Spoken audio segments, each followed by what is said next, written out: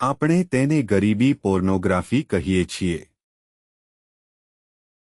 તમામ સમય ભારત સાથે રજૂ કરવામાં આવે છે. બાળકોનો તારો હાથમાં એલ્યુમિનિયમ પ્લેટો ધરાવે છે અને ખોરાક માટે ભીખ માંગે છે. મને ખબર નથી કે તેઓ ક્યાં ફોટોશૂટ કરે છે. તે બધા ઉચ્ચ એચડી ફોટા છે. જો તમે તેનો ફોટો પાડવા માટે સક્ષમ છો, તો તે બાળકને ખવડાવવા અને સંતોષવા માટે પૈસા પૂરતા કરતાં વધુ છે. તે ગરીબી પોર્નોગ્રાફી છે. વાસ્તવિક સેવા નથી. અત્યાચાર મિશનરીઓએ કર્યો છે.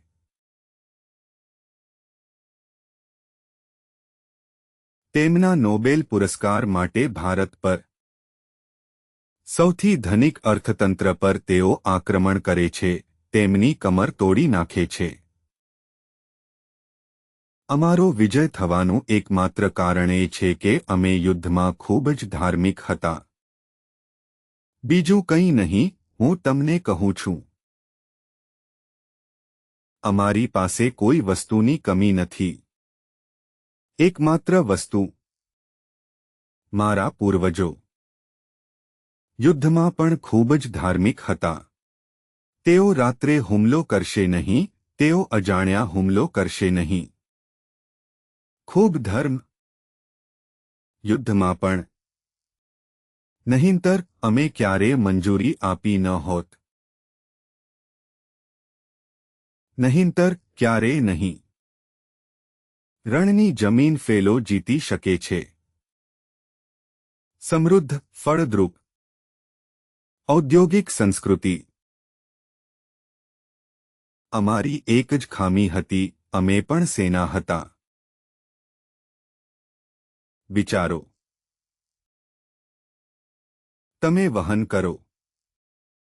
તમારી સંપત્તિ, તમારી સમૃદ્ધિ, તમારા વિશે અને તમારી આસપાસની વસ્તુઓ. અંગ્રેજોએ કમર તોડી નાખી અને અમને કૃત્રિમ ગરીબીમાં ધકેલી દીધા. અને પછી તેઓ સમગ્ર વિશ્વમાં સમાન ગરીબીને પ્રોત્સાહન આપતા કહે છે કે તેઓ જે માને છે તેના કારણે ભારત ગરીબ છે. હે ભગવાન! હા, અમે તમને માનીએ છીએ, આ જ કારણ છે કે અમે ગરીબ છીએ. અમારું માનવું છે કે તમે ઓછામાં ઓછા નાના ધાર્મિક હશો. આ જ કારણ છે કે આપણે ગરીબ છીએ. માં જુઓ.